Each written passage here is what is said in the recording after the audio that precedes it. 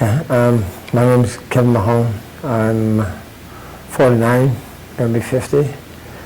I use drugs off and on for probably about 23, 24 years of my life. The only treatment center I've been to is here in Hilltop. This is my third time here. Okay. I first came when I was 20, back in 1983. Never completed the program. And even back then, I used to tell myself that I wasn't going to quit getting high. You know, I figured back then, my thinking was, I'll leave alone the hard drugs and just stick to, you know, smoking weed. And so eventually, when I got thrown out, eventually I ended up going back and getting high and stuff, and ended up back in jail because I had time hanging over my head. The cocaine, I still feel very strongly at times that it's here. You know, now I was speaking to Robin the other night, and I know, in all honesty, that if all the crap that comes with that lifestyle didn't, I'd still be getting high. Mm-hmm. There's no doubt about it, because I love the high. I love what it does. I love how it makes me feel. The whole ritual that you go through, like, you know, we talked about. Mm-hmm. And it's scary sometimes, you know. I'm tired of it, and I know that this is my last go around. There's not going to be another, because it doesn't matter whether I make it or not. After this, there's no more coming back for me.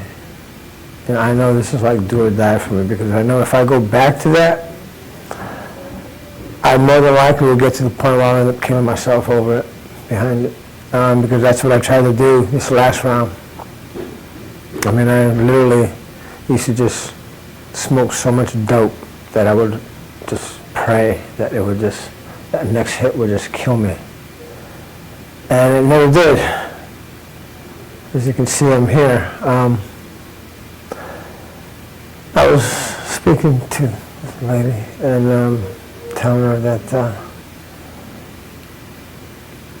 I still have a fear of being alone, and that was a lot of my problem throughout my marriage.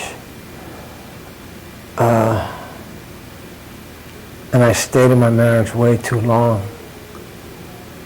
It was a bad relationship, but I stayed to raise my son. I grew up without a dad and didn't want him to grow up the same way. I love to get high. Can you remember what that high feels like? How strong is that high? 0 to 10. 10, I love it. 0, I don't love it at all.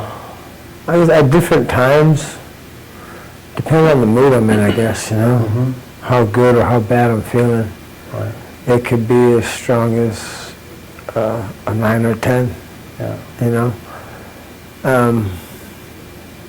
I'm on probation, and if I don't make it here, I go to jail. And in all honesty, there's been moments where I told myself, like, if it weren't for that, I'd probably be gone. Right. Which is very bad in itself. But there's a very large part of me that does not want to go back there, mm-hmm. To that whole lifestyle. So, to test your addiction is what we're after. Uh-huh. I'm addicted, 10. I'm not addicted, 0. Where do you fit on the scale in between the two?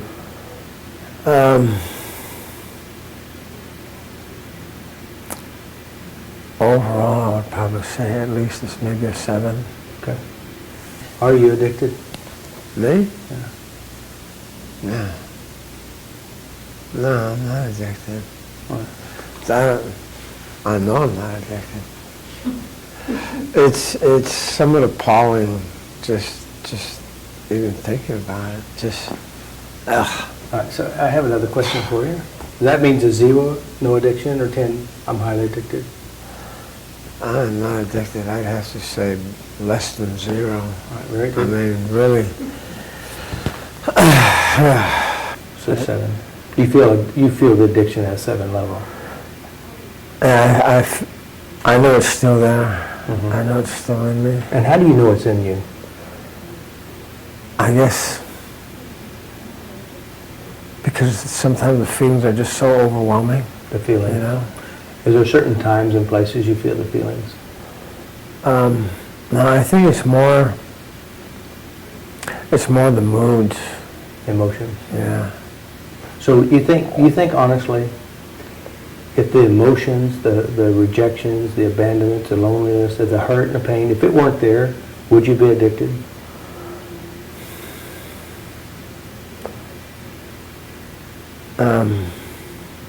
Probably not. Okay, just wondering. Probably not. So how was your session? It was really good, Robert. It was it was really strange because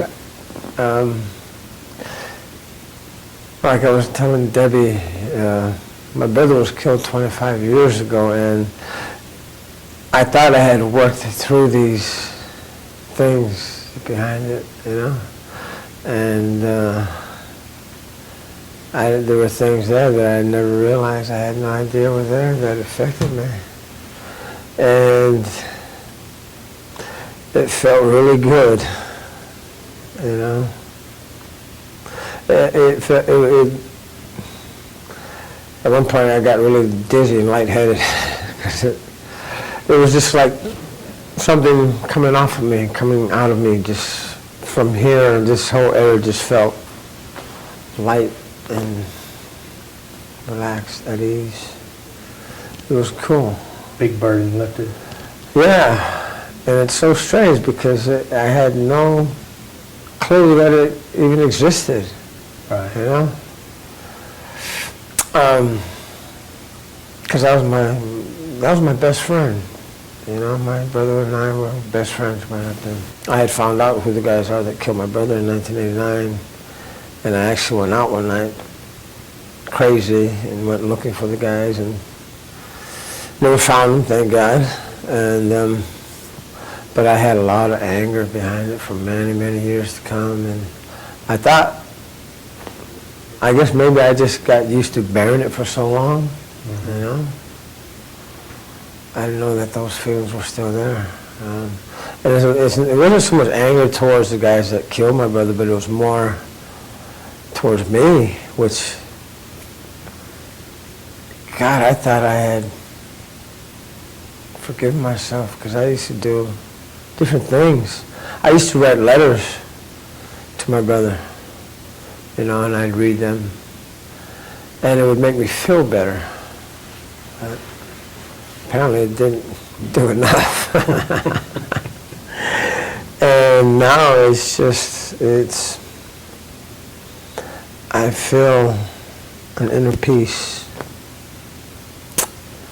I'm not mad at him. I'm not mad at the guy that killed him. I'm not mad at myself. It happened, and it's done. It's a done issue. Very good. And I thank you. Mm-hmm. Thank you very much. It was really weird because she really got me, and that just really. I don't know if she told you that, but she had me. I mean, I kind of felt like I was up against the ropes, and I was sobbing like an idiot. And then just out of the blue, she asked me this crazy-ass question, well, where'd you get those shoes from? And it just caught me so off guard. I just started laughing, and I couldn't stop laughing. And it just felt so good. It was so goddamn good to be able to. And it was like, even that was like just something, these emotions just pent up for so long. It was awesome. Yeah, very good. And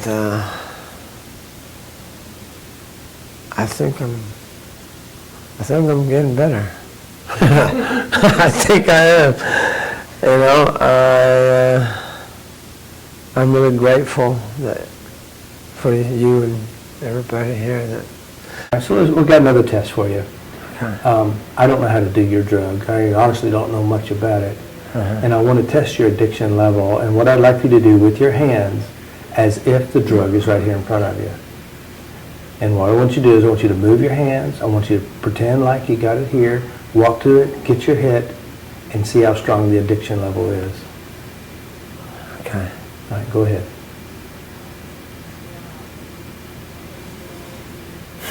How strong is it just talking about it?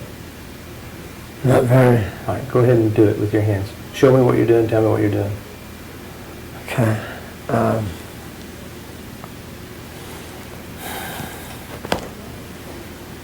I moved it. I reach for my pipe. I turn and look at it.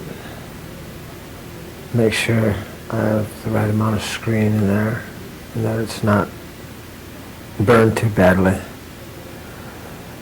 And then I'll pick through my dope and grab a piece which I feel might be good enough.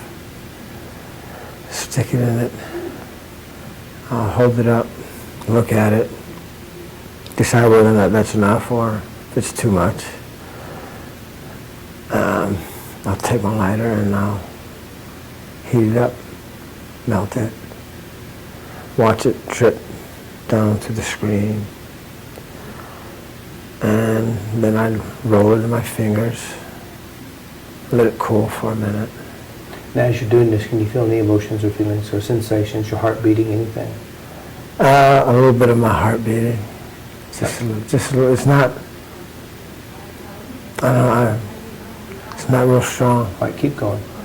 So I let it cool for a little bit. Suck on it a little bit. Now as you suck on, can you taste it? Can you feel it? No. What normally would...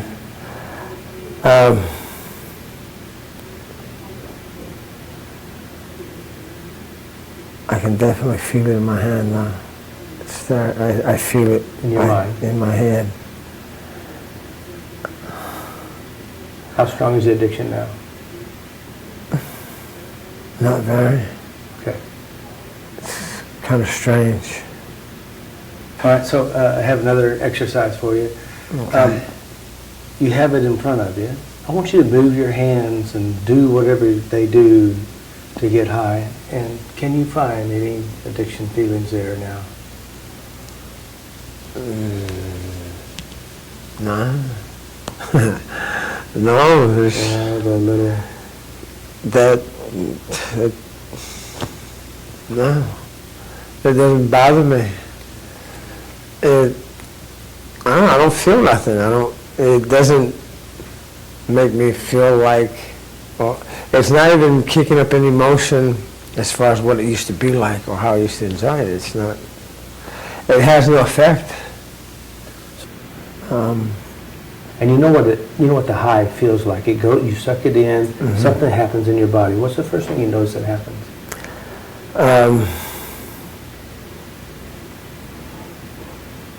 I feel this rush through my head, through my brain, and feel it go through my lungs. And I start tingling, and as I exhale, Can you feel it now as you think about it? no. That's good. But as I exhale, I can feel that rush, that hit affecting me. Okay. And then I usually close my eyes and sit back and just enjoy. Okay. Now I have another test for you. Over here we have just what you need. As you see this, what's your response to it?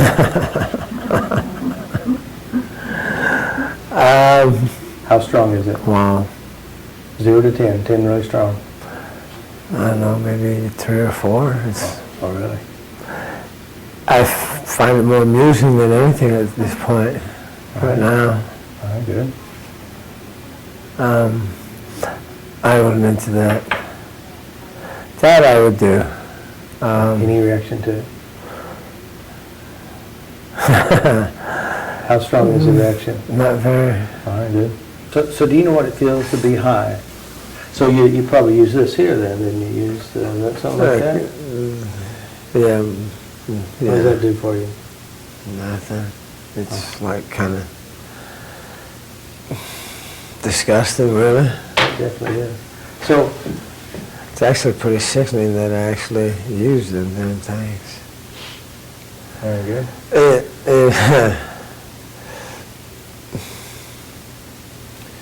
kind of turns the stomach a little bit. I have one more question for you. Mm-hmm. Your legal problems are gone. You're free to leave. No jail, no nothing.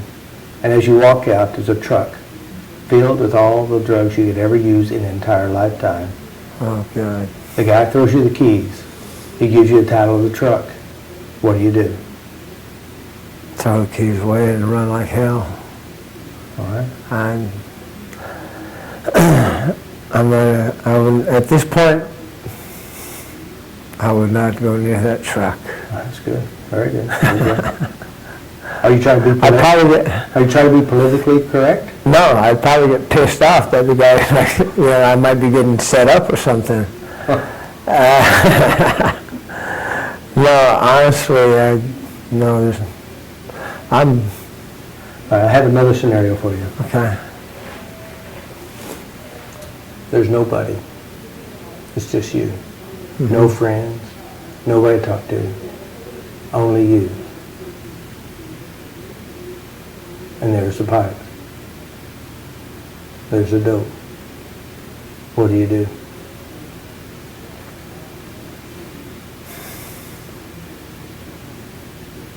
Feeling what I do, I'd probably do nothing.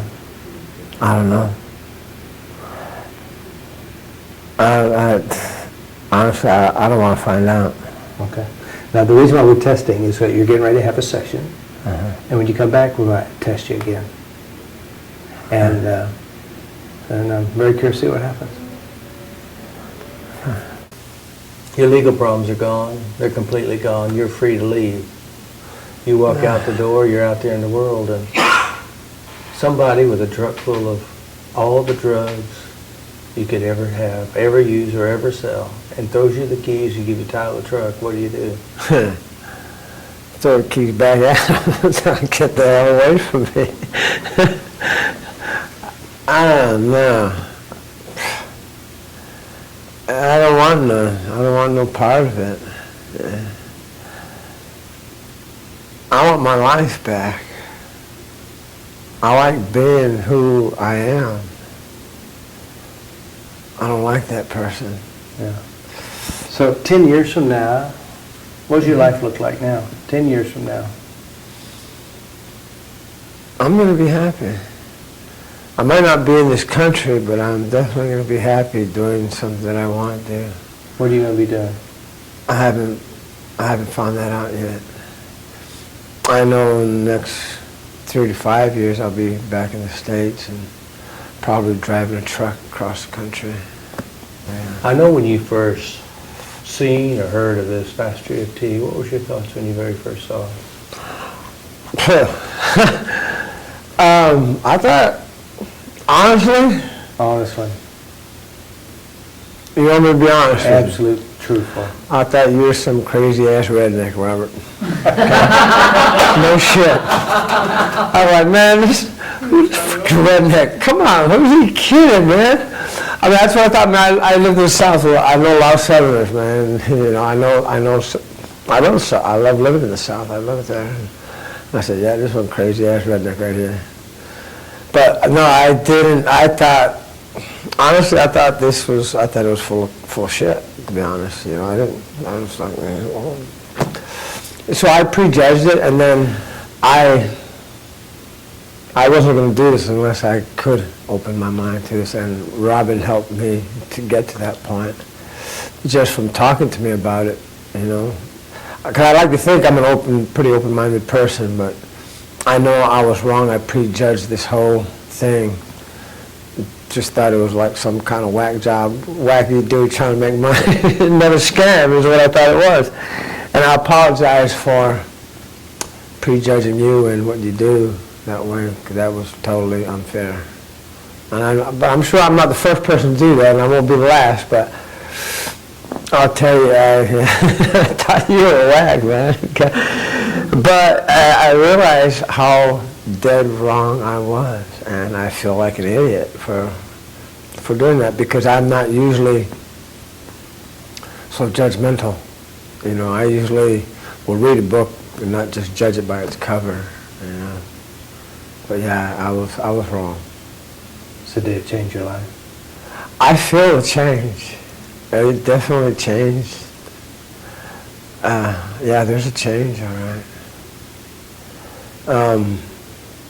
And I know it's just not an emotional high that I'm on. It's here.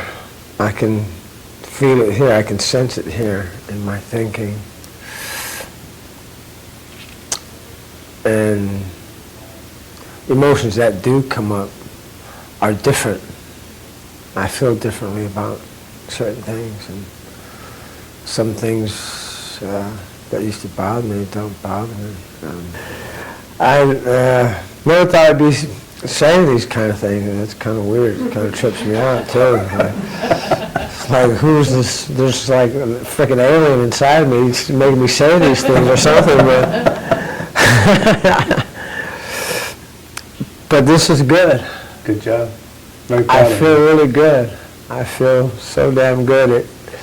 It makes me well up a little bit, you know. I know that feeling. It's freaking awesome. Thank you very, very much, Robert. Thank you. Thank you, buddy. Good job. Thank you.